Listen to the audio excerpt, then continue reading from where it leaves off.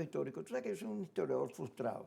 Quedamos que yo iba a completar la cuestión. Ya va, cálmate, déjame trabajar.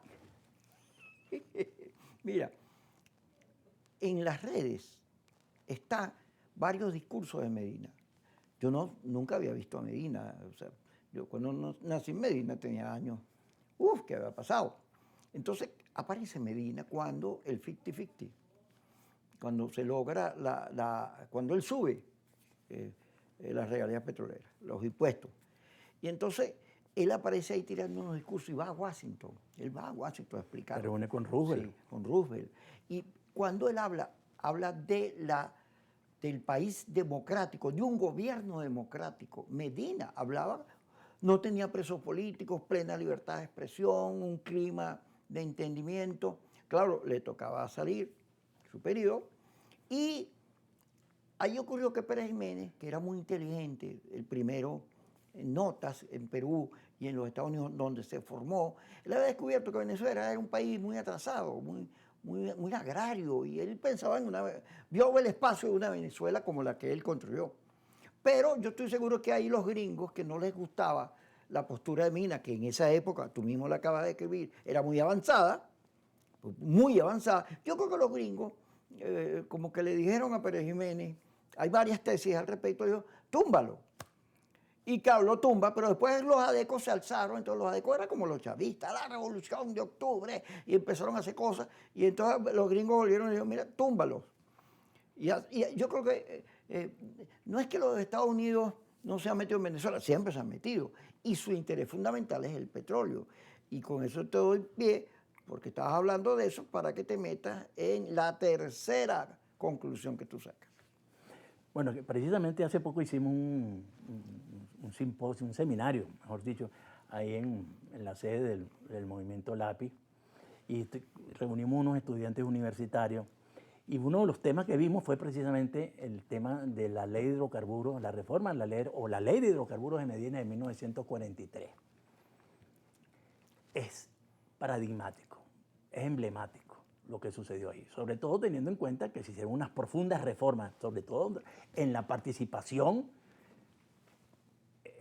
impositiva con respecto a los recursos que genera el petróleo, que se llegó al famoso 50-50, aunque el 50-50 lo hicieron los adecos, pero Medina estuvo muy cerquita del 50-50 con aumento de la regalía, el impuesto sobre la renta, etcétera, etcétera. Pero el otro ejemplo importante, donde se hizo eso sin entrar en un choque muy directo con los Estados Unidos en ese momento. Eso se negoció de la mejor manera. Después vamos a manejar la posible hipótesis de que fueron los Estados Unidos su mano larga o su brazo largo para incidir con respecto al destino del gobierno del general Medina. Pero también vamos a citar el ejemplo de la fundación de la OPEP. Cuando se funda la OPEP en 1960 con Juan Pablo Pérez Alfonso, el desafío más tremendo que se pudo haber hecho a las 7 hermanas en aquel momento, que eran realmente el poder de esas 7 transnacionales petroleras que quitaban y ponían gobiernos en el mundo. Y la famosa crisis de Irán en 1952. Que la produjeron los americanos, lo cuenta Clinton. Los americanos y la British Petroleum. En Irán, en Persia. Por la nacionalización. Exactamente. Y derrocaron al gobierno de Mossadegh, okay, que era un demócrata, un tipo bueno con un pensamiento de izquierda, pero lo convirtieron en un procomunista y que aliado de la Unión Soviética, bueno, y lo derrocaron. Cuando Juan Pablo Pérez Alfonso, junto con otros países, con teocracias, monarquías teocráticas del Medio Oriente, el único país democrático que estaba en la OPEP era Venezuela, crean la OPEP. Bueno, se prendieron las alarmas del mundo y eso se logró. Ese desafío tan extraordinario que se logró porque fue un venezolano el que logró establecer la organización internacional más importante de la segunda mitad del siglo XX después de las Naciones Unidas, que es la OPEP, o por lo menos lo fue la OPEP. Y eso se logró, esa expresión de soberanía, esa expresión de reivindicación nacional, esa expresión de reivindicación de nuestros recursos naturales, se logró sin entrar en choque frontal con ninguna potencia. A Pérez Alfonso, por cierto, a Pérez Alfonso le decían, por cierto, el caballero del petróleo, y se lo decían con mucho respeto a las propias 7 hermanas internacionales, porque a pesar de que era una persona para los intereses de esas empresas peligrosas, le tenía mucho respeto intelectual. pero Lo siguiendo- que quiero significarte con esto, Kiko, es que, como dicen los mexicanos, lo cortés no quita lo Cuauhtémoc. Sí. Se puede ser muy cordial, muy abierto, pero al mismo tiempo también se puede ser muy decidido y muy fuerte y muy concluyo. valeroso para defender los Mira, intereses soberanos. Yo concluyo que Clinton le dijo a Maduro, quiero tu petróleo. Ya lo había dicho en Texas, ¿te acuerdas? Quiero Trump. tu Trump, claro. Trump le dijo a No, ¿de Maduro. qué dijiste Clinton? No, Clinton contó el cuento de Irán. Ok. Pero si me confundo no importa porque la idea es confundir a la gente, atormentarla. Porque, Poquito qué más, cosa, qué poquito cosa. más. Mira, pero debe haberle dicho, yo quiero tu petróleo. Y Maduro debe haberle dicho, déjame pensarlo. Eso me recuerda una afiche que nosotros pegamos en la universidad, en la época de que estaba vivo Alfredo Manero, que poníamos un tío San, así, yo quiero tu petróleo, la causa R. Me acuerdo de ese afiche, me acuerdo de ese afiche.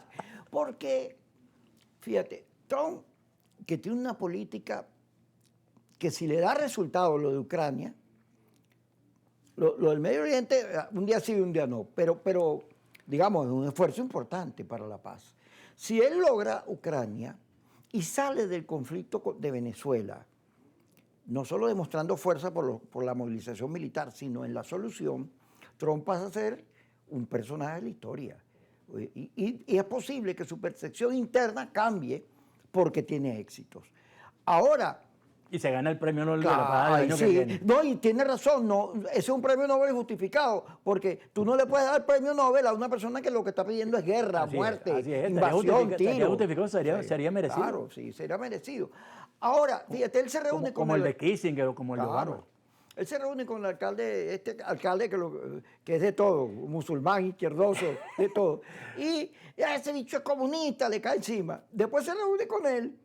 Y que, mi hermano, este tipo es simpático, oye, yo lo voy a apoyar en todo.